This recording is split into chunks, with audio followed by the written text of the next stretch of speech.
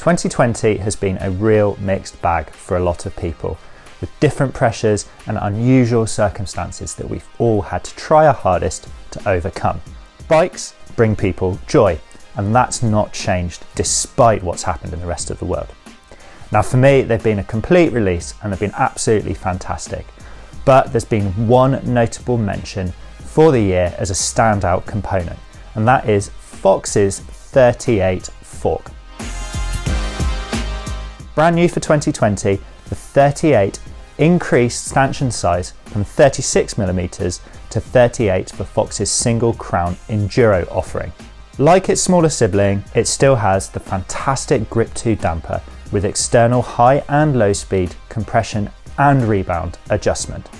Other models are obviously available with slightly lower performing dampers, but for me it has to be this top spec factory edition that has performed brilliantly for 2020. I've been lucky enough to have one bolted to my long-term test bike Yeti SB165, that's right behind me, to try out for this year.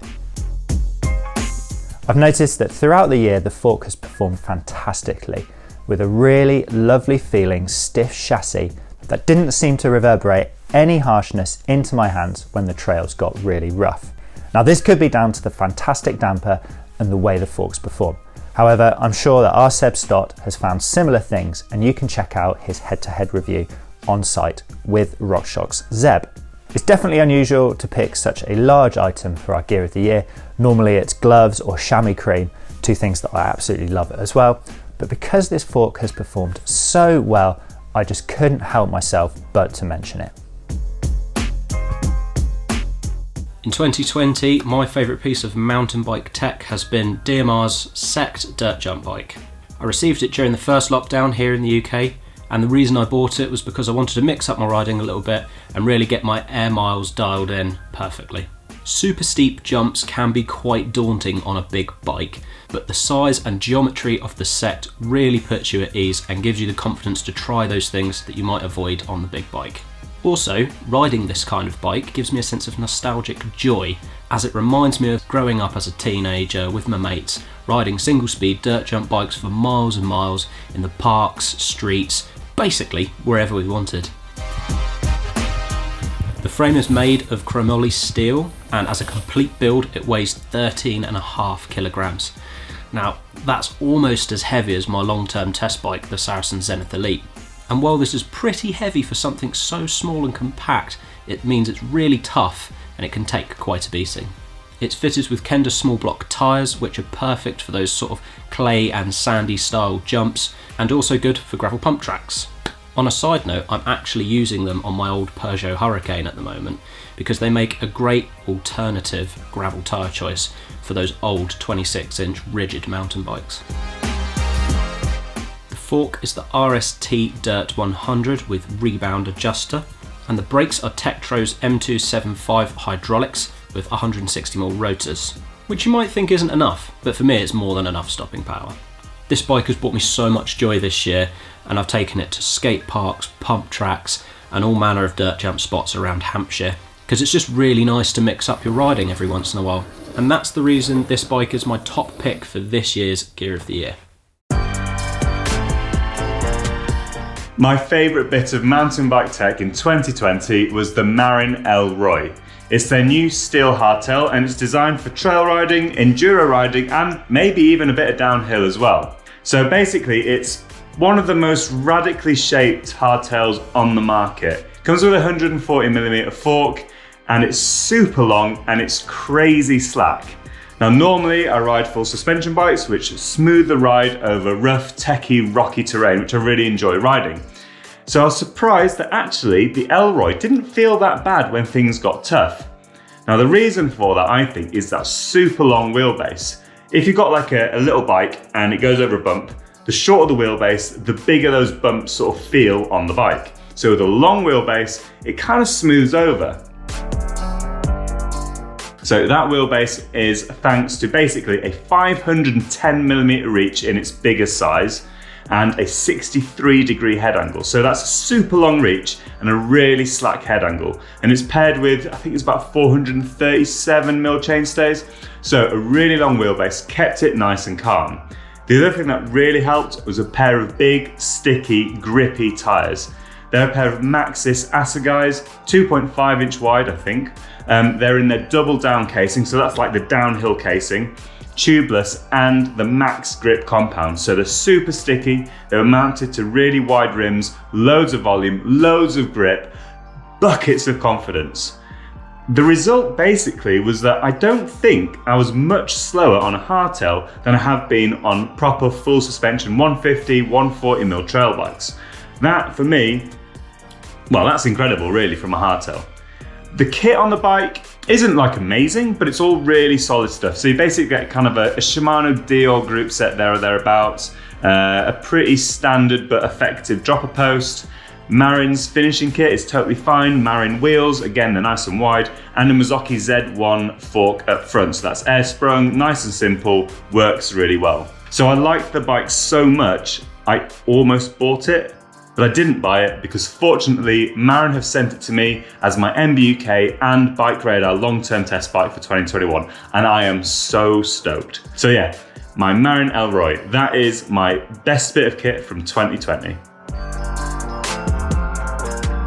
The best thing that I invested in for mountain biking in 2020 was a mountain bike skills course that I did with Katie Curd in the Forest of Dean.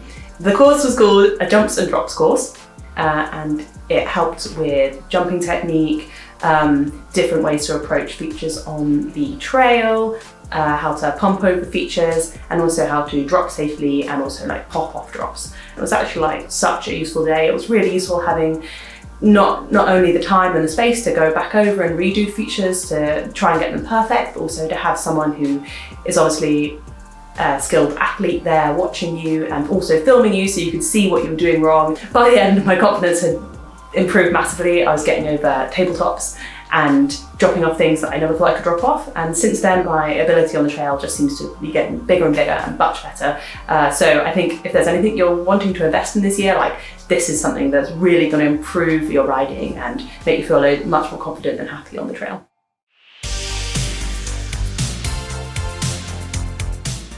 This is the Privateer 161, which I've been using as a long-term test bike since April this year. You may have spotted it in the video we did comparing the Fox 38 to the RockShox Z. There's also a review of the bike on BikeRadar.com. But for now, to summarise the main things I like about it, which make it one of my top products of this year, is the climbing position. So it has an 80-degree effective seat angle that puts you really far forwards, and it feels very odd in the car park to begin with, but as soon as you start pointing uphill, it makes a hell of a lot of sense. Just makes climbing way more comfortable and efficient, especially on steep and technical climbs. I really don't think you'd want to go back after riding a bike with climbing geometry like this. It also has a decent amount of anti-squat, so it's quite efficient under power, doesn't bob too much despite the light compression tune.